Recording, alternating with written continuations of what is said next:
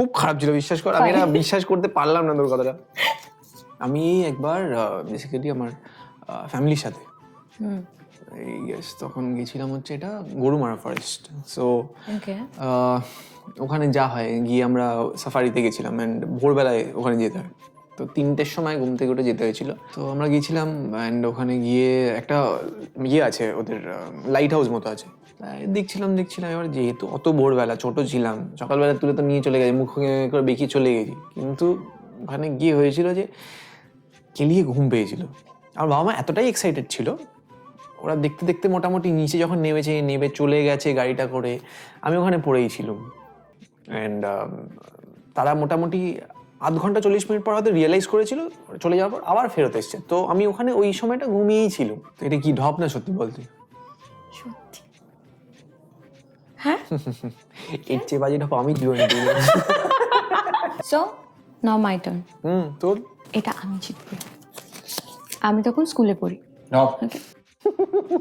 মানে আমি স্কুলে পড়িনি, এটা কি ছিল? আমার এক্সাম ছিল, ঠিক আছে, মানে নেক্সট ডে আমার জিওগ্রাফি এক্সাম। তো আমি জাস্ট ঘুমিয়ে গেছি। ফ্রেন্ডসরা ফোন করে যাচ্ছে আমাকে যে কখন আসবো। আমি তো ফোন তুলছি না। আমার যখন ঘুম ভাঙলো তখন বাজে 10টা, অলরেডি এক্সাম স্টার্ট। অ্যান্ড আমি জাস্ট রিসিভ করে বলছি, হ্যাঁ এক্সাম তো আজকে না, এক্সাম কালকে। আজকে কেন? জিওগ্রাফি এক্সাম কাল।